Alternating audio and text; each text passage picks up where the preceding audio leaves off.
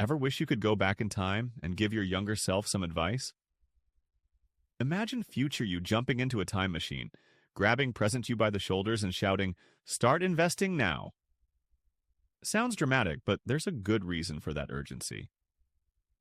Albert Einstein, yes, the genius, reportedly called compound interest the eighth wonder of the world. And today we're showing why he and your time-traveling future self are absolutely right. Welcome to Why You Should Invest Early, a data-driven approach. In this video, we'll break down the magic of investing early using real numbers, real stories, and a dash of humor.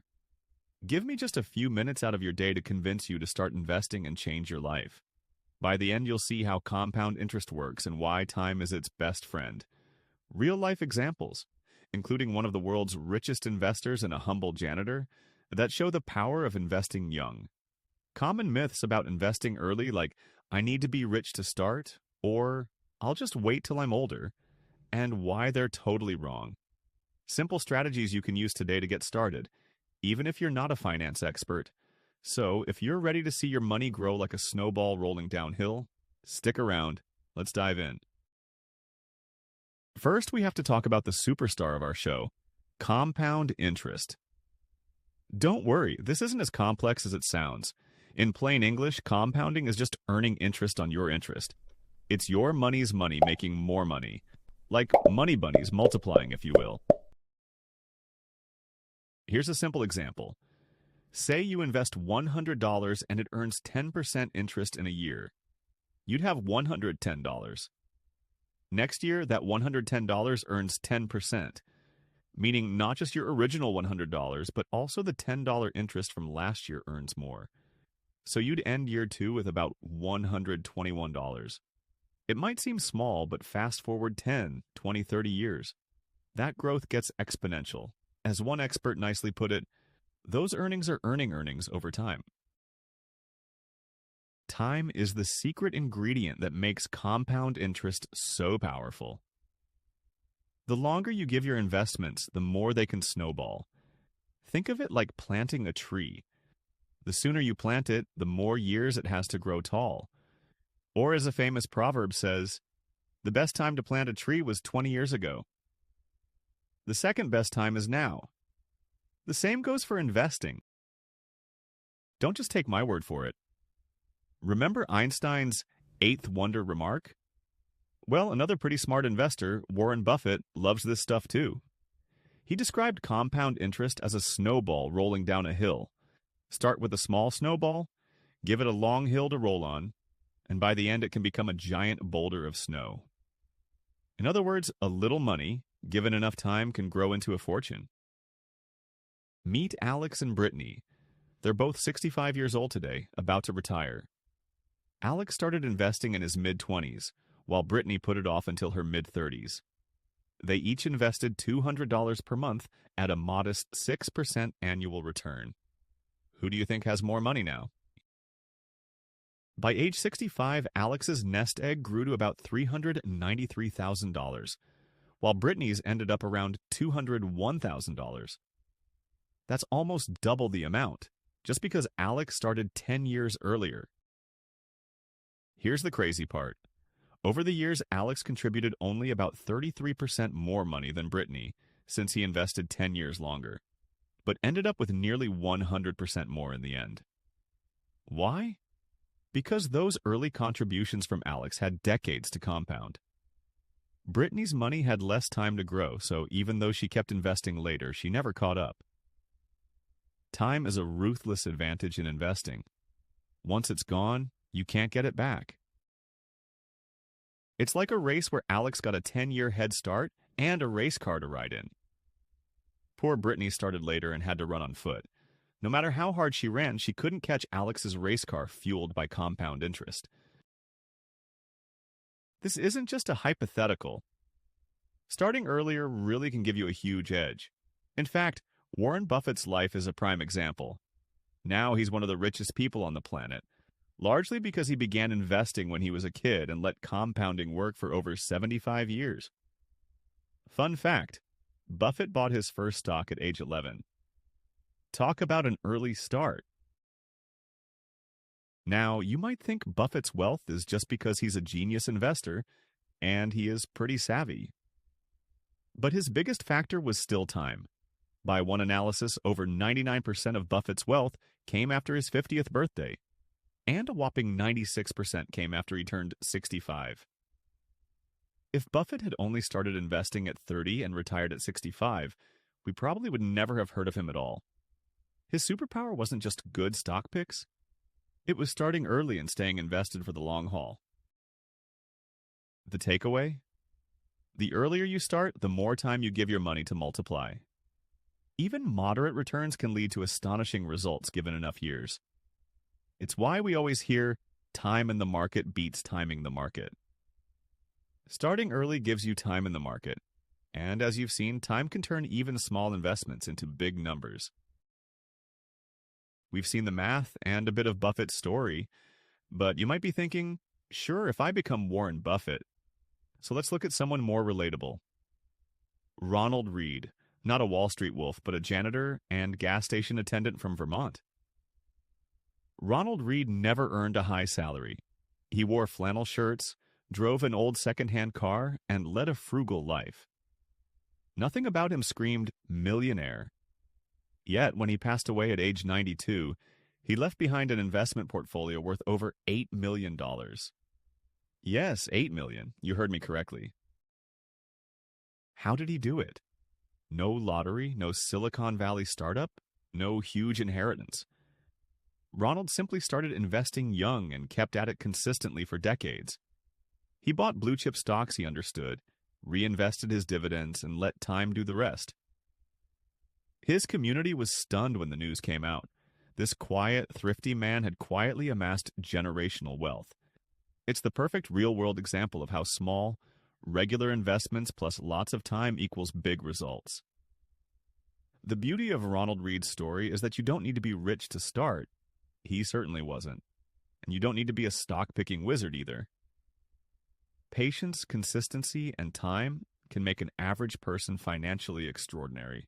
If a janitor can do it, so can you. So we have Buffett, who started ultra early and became a billionaire, and Ronald Read, who quietly invested over a lifetime and became a millionaire. Different lives, same lesson. Invest early, invest consistently. Now, let's tackle some excuses, myths, that might still be holding you back from starting your investing journey. Time for a myth-busting session. Let's address some of the big fears or misconceptions that stop people, especially young people, from investing. We'll draw them out, literally, and bust them one by one. Myth number 1 is, I need a lot of money to start investing. False. This is one of the most common myths. You might picture needing thousands of dollars and a fancy broker to get started, but that's just not true today. In reality, you can start investing with very small amounts, even $50, $20, or $5. Many popular investing apps and platforms allow buying fractional shares, meaning you can invest a few bucks in a stock or fund and get started. The important thing is getting in the habit of investing. A common mantra among personal finance advisors is, you don't need to start with a lot, you just need to start. Even $50 a month invested regularly can grow substantially over time. Remember Alex from our earlier example? Even if he only had a small amount, it was the time that made it large in the end. If you're on a tight budget, maybe living on ramen noodles and peanut butter and jelly, that's okay. Start with what you can. Ronald Read often just bought a few shares at a time. The key is to make investing a habit, like paying yourself first every month. You can always increase the amount later when you earn more. The myth that you need to be rich before you invest is backwards. Investing is how most people become rich, or at least comfortable over time. Investing does come with risk, no doubt. Markets can go up, down, and sideways. Seeing news about crashes or red numbers can be scary. But here's the truth. When you're young, time is on your side to handle those ups and downs. Historically, the stock market has gone up far more often than it's gone down. In fact, the S&P 500, a broad index of 500 big companies, had positive returns in roughly 3 out of 4 years from 1974 to 2023. And if you look at long periods, it's extremely rare to lose money by staying invested. Over any 20-year period in the last century, investors in the S&P 500 essentially almost never lost money, despite wars, recessions, depressions, you name it. Think of the stock market like a person walking up the stairs with a yo-yo. The yo-yo, our metaphor for prices, goes up and down in the short term. That's volatility. But the person, our metaphor for the overall economy or market, is steadily going upstairs. This would be long-term growth. If you focus only on the yo-yo's motion, you'll feel anxious. But if you step back and see that the person is going up a staircase, you realize the general direction is up over time. Remember, as a young investor, you have decades to recover from any market downturns. If the market dips, it's not game over. You have time to wait for the recovery, and maybe even buy more while prices are low. For example, someone who invested right before the 2008 financial crash and just held on would have seen their account bounce back and reach new highs in the years after. Patience pays. Remember, you only lock in losses if you sell. If you stay invested through the turbulence, history suggests you're likely to come out ahead. Of course, don't put all your money in one single meme stock or something super speculative and think that's investing. That's more like gambling. A smart way to reduce risk is to diversify, which is a fancy way of saying don't put all your eggs in one basket. For beginners, that often means using broad index funds or ETFs that spread your money across lots of different companies. That way, even if one company has a bad day, your overall portfolio is cushioned by others. It's like a balanced diet for your money. You want many ingredients, not just hot sauce. The bottom line, investing isn't about taking no risks. It's about managing your risk over time. By starting young and staying diversified and patient, you tilt the odds in your favor. Your money gets to ride out the storms and enjoy the growth in between. We get it. Life is busy, money might be tight, and investing can seem like something to worry about later. But procrastinating is costly. The longer you wait, the more you miss out on that compound growth we've been raving about. Every year you delay is a year of potential returns you can't get back. In fact, many people come to regret waiting. According to a CBS News survey, not saving for retirement early enough is the #1 financial regret for about 1 in 5 Americans, especially among older generations. They wish they could go back in time and start sooner. And about waiting for the right time in the market, trying to time the perfect moment is a losing game for almost everyone, even the pros. Markets move fast and unpredictably. If you're sitting on the sidelines waiting for a crash or for things to feel safe, you could miss the best days of growth. Get this. If you missed just the 10 best days in the stock market over the last 30 years, your overall returns would be cut in half. Ouch! Missing the best 30 days would have reduced returns by an astonishing 83%. In other words, trying to time the market can cost you big time. It's usually better to just stay in and keep investing regularly through the ups and downs. What about other priorities, like paying off debt? That's a smart concern. High-interest debt, like credit card debt, should definitely be tackled aggressively. Its interest can negate investment gains. But you can balance things. For example, you might invest a little while paying down lower interest debts, or at least contribute enough to get your company's 401k match if you have that benefit. That's free money. As financial coaches often say, don't wait to save until every other to-do is done. Find a few dollars here and there to start, because every little bit helps in the long run. Even if you're chipping in just $50 a month while paying student loans, it's worth it. Establishing that saving habit is priceless. You can scale up later, but you'll never get back lost time. The myth of "I'll do it later" is probably the biggest wealth killer out there. The truth is, later sneaks up on you. So whether the market is high, low, or sideways, the right time to start investing is as soon as you can, which for most of us is now. Your future self will thank you profusely. All right, now that we've hopefully convinced you why to invest early, let's talk about how to get started. You might be thinking, this sounds good in theory, but what do I actually do? Don't worry. Here are some simple, actionable strategies for beginner investors. Start now, start small. But start. Open an investment account and put in whatever you can today. It could be a retirement account like an IRA or 401k, or a regular brokerage account. The key is to take that first step. Even $100 or $20 is fine. The habit is more important than the amount at first. If you're truly starting from scratch, many folks begin with a retirement account for the tax benefits, or a robo-advisor app that guides you through setup. The moment you start, you become an investor. It feels good and it gets easier from there. If your employer offers a 401k or similar retirement plan, especially with an employer matching contribution, take advantage of it. A company match is basically free money. For example, an employer might match 50% of what you invest up to a certain amount. That's a guaranteed 50% return on that portion of your money. Additionally, retirement accounts, 401k, IRA, Roth IRA, etc., often come with tax benefits, which means more of your money gets invested instead of taxed. Starting these early is fantastic because they're specifically designed for long-term investing.